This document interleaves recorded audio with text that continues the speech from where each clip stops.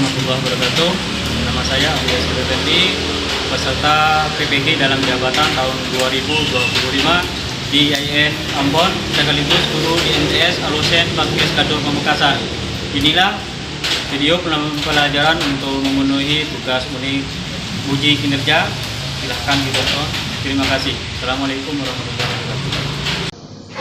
Assalamualaikum warahmatullahi wabarakatuh. Waalaikumsalam warahmatullahi wabarakatuh. Gimana kabarnya? Baik. Alhamdulillah.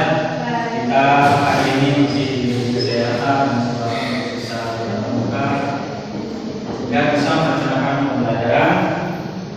Salawat dan salam tetap dipanjatkan ke baginda kita Nabi Muhammad SAW. Sebelum kita memulai pelajaran, mari kita berdoa terlebih dahulu. Silakan berdoa. Bismillahirrahmanirrahim. Raditu billahi rabban wa bil islami dinan wa bi Muhammadin nabiyyan wa rasulan. Rabbi zidna ilma warzuqna fahma. Rabbi shrah li sadri wa yassir li amri wahlul 'uqdatam min lisani yafqahu qawli. Rabbana la ilma lana illa ma 'allamtana innaka antal alimul hakim. Amin ya rabbal alamin. Semoga kita hari ini bisa belajar. Amin. Untuk pelajaran hari ini adalah sejarah gaya kepemimpinan Muhammad Basis. Untuk melanjutkan gaya kepemimpinan Muhammad Basis ini, sebelumnya kita review dulu pelajaran sebelumnya. Ada yang masih ingat pelajaran sebelumnya tentang apa? Nah, faktor-faktor kemunduran dari Bani Umayyah ada berapa? Apa saja? Nah, jadi kemunduran dari Daulah Umayyah itu ada dua faktor, ada yang dari dalam internal dan dari luar yaitu eksternal. Di mana faktor dari dalam itu apa?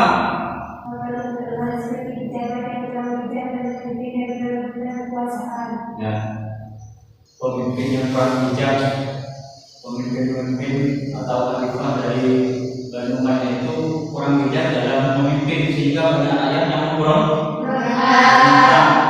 Kemudian perebutan kekuasaan itu dari dalam. Kemudian yang dari luar ya banyak intervensi dari kerajaan luar, diserang karena di internal sudah tidak stabil sehingga gampang diruntuhkan. Itu makanya suatu kekuasaan itu harus diperkuat dari dalam,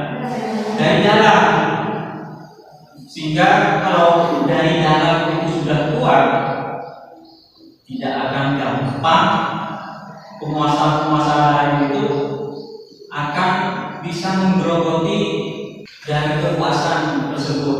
Contohnya kita, negara kita itu Indonesia, contohnya kalau di dalam negeri ini sudah kuat, pemimpinnya hebat, kemudian rakyat-rakyatnya mampu menjalankan, bisa memberikan kontribusi untuk kemajuan negaranya, sehingga negara Indonesia itu akan bisa maju dan tidak akan gampang terpecah belah.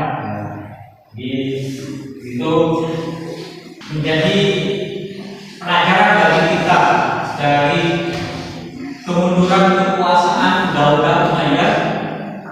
Kemunduran kekuasaan Umayyah itu menjadi pelajaran untuk negara kita ke depannya.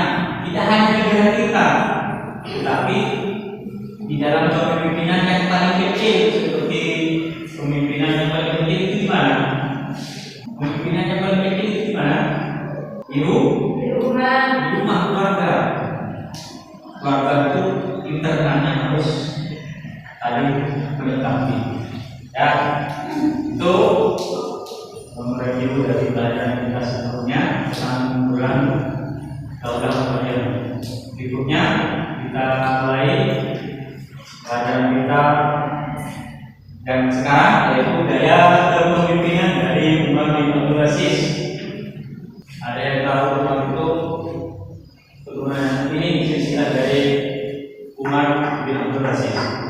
Jadi Umar itu keturunan dari Abdul Aziz yang sebelumnya itu menjadi gubernur Mesir, dengan ibunya yaitu Lailah bin Hashim. Di mana dari Lailah bin Hashim ini Umar bin Abdul Aziz itu keturunan dari Umar bin Khattab. Keturunan dari Umar bin Khattab. Jadi saat Umar bin Khattab itu menjadi khalifah, dia pernah bermimpi bahwa keturunannya nanti akan menjadi pemimpin yang besar. Itu sudah dimimpikan oleh Umar bin Khattab. Jadi dengan munculnya Umar bin Abdul Aziz ini yang merupakan khalifah ke-8 dari Daulah Umayyah, itu benar-benar mimpi dari Khalifah Umar bin Khattab itu menjadi kenyataan. Gaya kepemimpinan Umar bin Abdul Aziz, Khalifah Umayyah yang memerintah antara tahun 717 sampai 1220 Masehi, dengan sebagai pemimpin yang ideal, pemimpin Islam yang adil, subur dan reformis. Reformis itu ngerti apa reformis? Reformasi yang bisa merubah yang tidak baik menjadi yang lebih baik.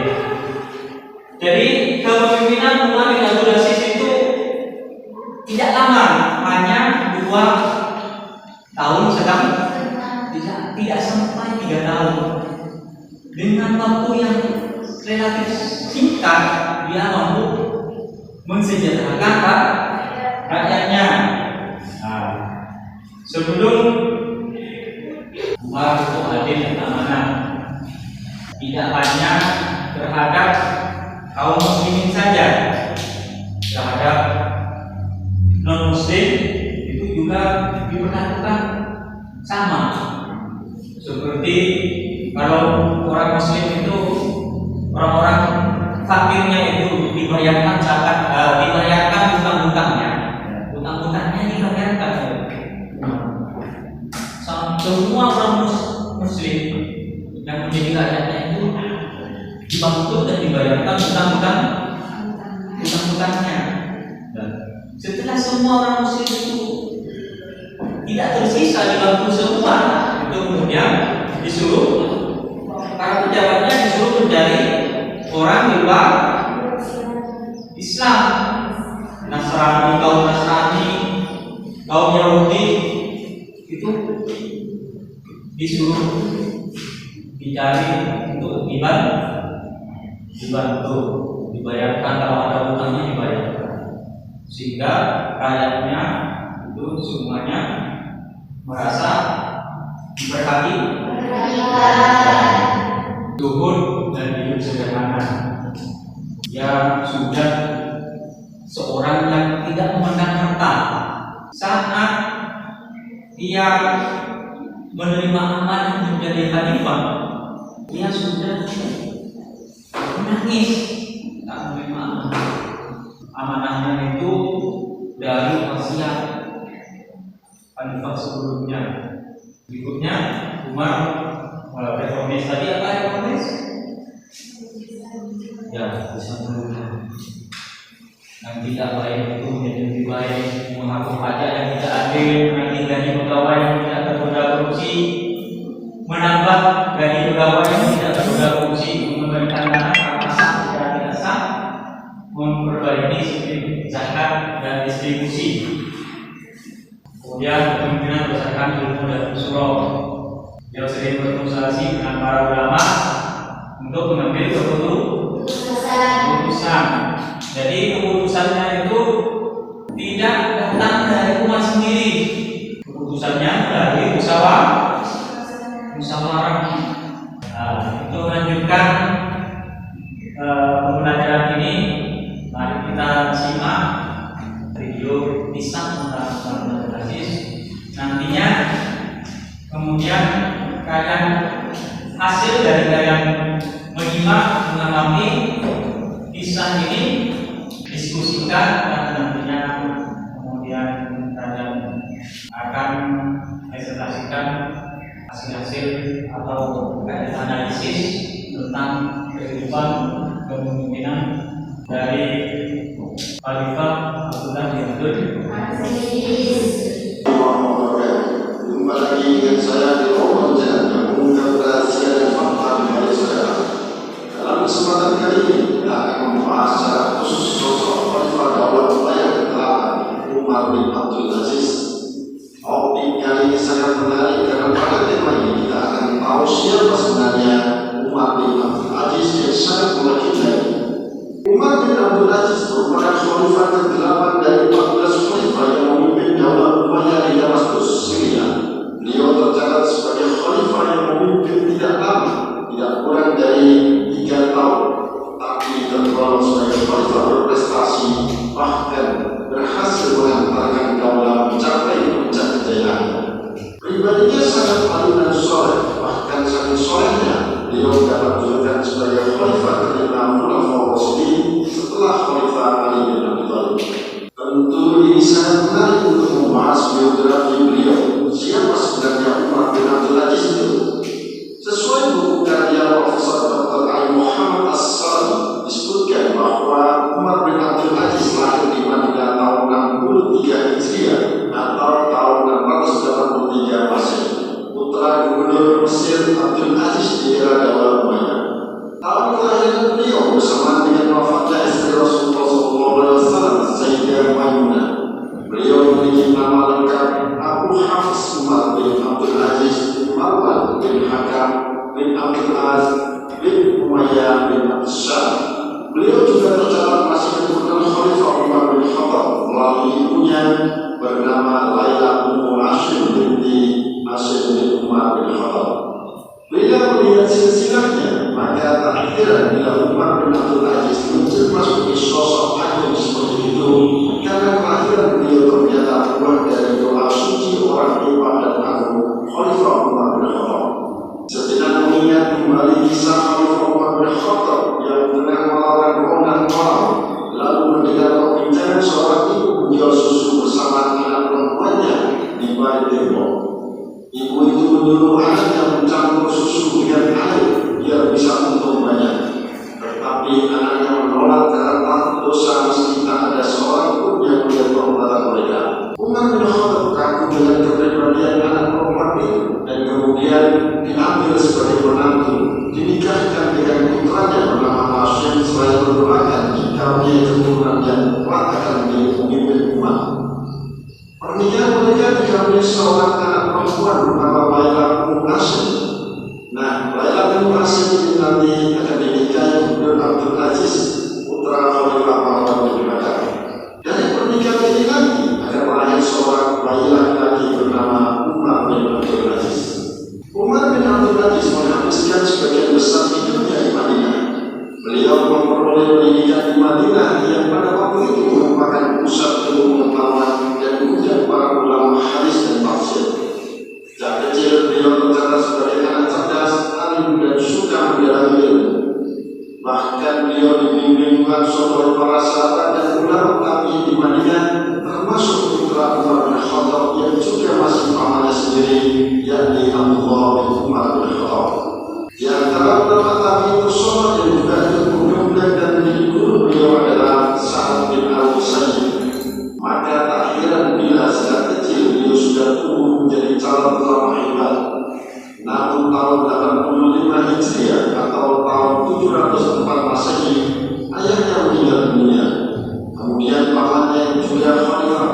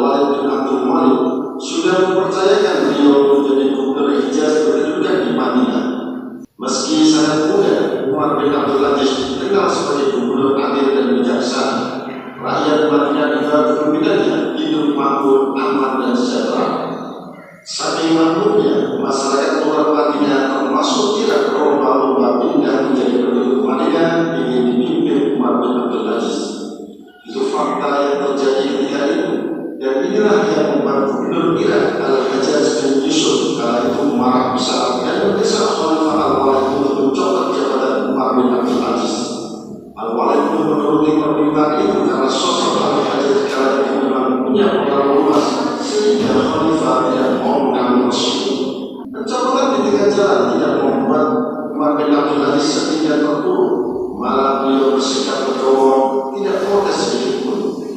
Inilah hebatnya beliau. Nama besar beliau pun tidak jatuh akibat situasi politik yang menjatuhkan dirinya saat itu. Malah Khalifah ke-7 Sulaiman bin Abdul Malik memberikan penghormatan kepada beliau dengan mengangkatnya sebagai penasihat Khalifah. Tak hanya itu, sebelum wafat, Khalifah Sulaiman menulis surat wasiat menunjuk Umar bin Abdul Aziz sebagai Khalifah menggantikan dirinya. Padahal saat itu masih ada saudara Sulaiman yang mestinya layak menjadi Khalifah, yakni Yazid bin Abdul Malik. Surat wasiat Khalifah Sulaiman itu dibuka seusai prosesi pemakaman beliau di hadapan seluruh kaum muslimin, dan ternyata surat wasiatnya berisi menunjukkan kepada Umar bin Abdul Aziz sebagai Khalifah berikutnya. Bagaimana sikap Umar bin Abdul Aziz? Ternyata Umar menolak pemberian jabatan Khalifah. Ini tentu sikap luar biasa yang ditunjukkan Umar pada saat itu. Daulah Umayyah merupakan salah satu penguasa dunia dengan wilayah kekuasaan sangat luas, membentang mulai benua Asia, Afrika hingga sebagian Eropa. Kekayaannya berlimpah, tapi kenapa Umar bin Abdul Aziz justru menolaknya? Sikap Umar itu tentu berbeda dari kondisi saat ini yang justru merebutkan kekuasaan dan harta timbang kehidupan akhirat. Umar bin Abdul Aziz menolak wasiat itu dan meminta kaum muslimin memilih sosok khalifah yang dianggap cocok dan layak memimpin negeri. Karena sikap Umar itulah, maka acara itu digelar pemilihan khalifah, dan itu menjadi pemilihan khalifah pertama dan satu-satunya terjadi di era Daulah Umayyah. Dan ternyata hasil pemilihannya adalah suara mutlak memilih Umar bin Abdul Aziz sebagai khalifah, sehingga membuat Umar mau tidak mau harus melakukan amalan tersebut. Dalam hasil pemilu tersebut, beliau tidak malas dengan pikiran seperti yang dipertontonkan para pemimpin negeri ini saat ini. Bahkan ada yang sampai syukuran segala, tetapi justru berduduk lesu dan menangis. Inna lillahi wa inna ilaihi raji'un. Alangkah besarnya ujian Allah Subhanahu wa taala padaku. Ucap Umar sebagai bentuk ungkapan bahwa jabatan itu merupakan musibah baginya. Setelah menjadi khalifah, beliau memilih hidup sederhana. Beliau mengembalikan semua harta yang ada pada dirinya ke Baitul Mal. Beliau mengharapkan atas dirinya untuk mengambil apapun dari Baitul Mal.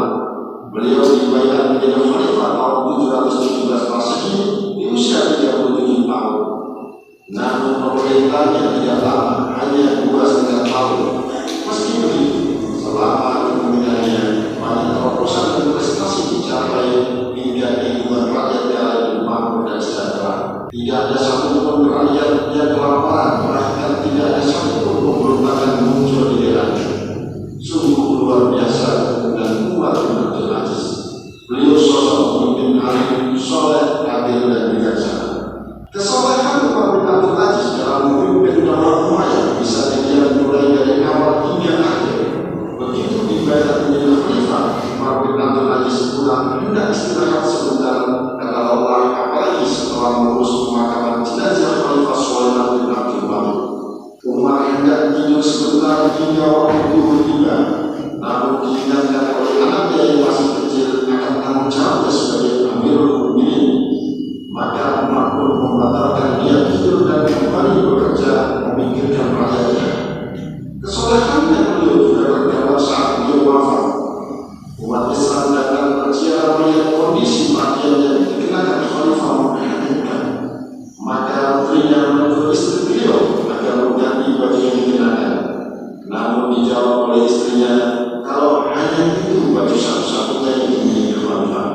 Kontan semua orang yang mendengar cara istri Umar ngomong, bagaimana mungkin seorang khalifah yang memimpin negeri begitu besar dan kaya, wilayah kekuasaan yang membentang luas mulai daratan Asia, Afrika hingga sebagai Eropa, hanya memiliki satu pakaian dan jelek juga.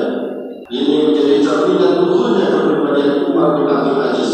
Dan memang dalam sebuah riwayat, Umar bin Abdul Aziz pernah ditegur sahabatnya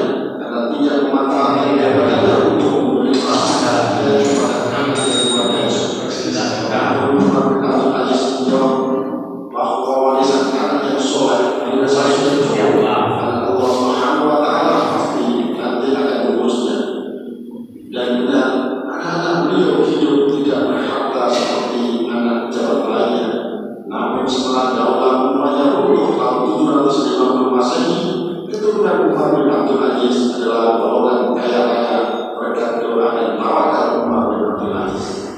Potret Khalifah Umar bin Abdul Aziz ini tentu menjadi pangkas dari dunia politik akhir-akhir ini yang semakin menggila. Suka memanfaatkan jabatannya untuk memperkaya diri dan keluarga juga kroni-kroninya. Juga sekaligus mementahkan asumsi kalau politik itu kotor. Di tangan Umar bin Abdul Aziz, politik itu sama sekali bukan kotor, tapi justru indah dan bernilai ibadah.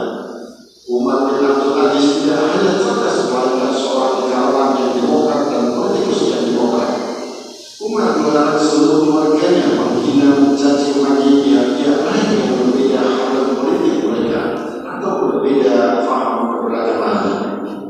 Sikap moderat itulah yang mampu menyelesaikan suatu masalah secara bijak dan damai selama pemerintahan beliau. Apalagi sikap demokrat itu dibagi dengan jiwa sportif dan jiwa besar. Beliau juga berhati lembut dan pemaaf. Itu tergambar sekali saat ia musuh buyutan tentara Bizantium Romawi menyerang umat Islam. Beliau memerintahkan tentaranya agar tidak menempuh kota Konstantinopel, ibu kota Romawi Timur, untuk melakukan balas dendam. Beliau melihat akan terjadi banyak korban di kedua belah pihak.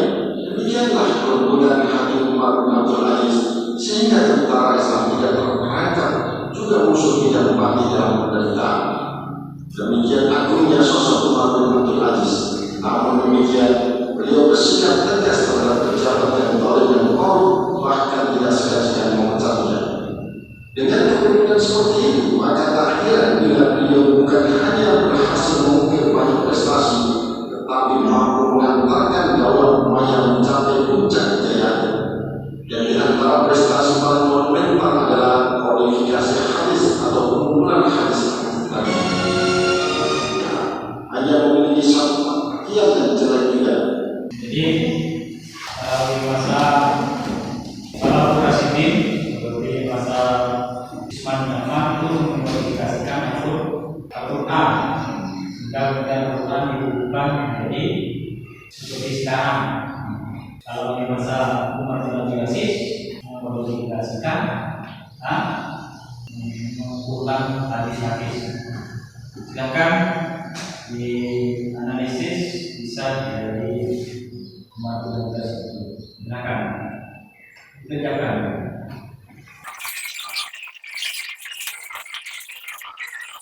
Sudah kita bahas presentasikan nomor 1 ya. Bisa. Di mana seperti apa gaya kepemimpinan dari Umar bin Abdul Aziz itu? Umar bin Abdul Aziz adalah sosok pemimpin yang menjunjung tinggi keadilan dan kultur rakyat. Itu saja, ada tambahan? Yang lain apa? Apa? Yang sekarang? Umar bin Abdul Aziz merupakan khalifah yang zuhud, memimpin dengan adil tanpa pandang bulu sehingga rakyatnya sejahtera. Umar bin Abdul Aziz juga soleh, adil dan bijaksana. Adil. Tadi? Umar bin Abdul Aziz adalah sosok pemimpin yang menjunjung tinggi keadilan untuk rakyatnya. Adil dan bijaksana itu sosok pemimpin yang menjunjung tinggi keadilan. Berikutnya, nomor satunya.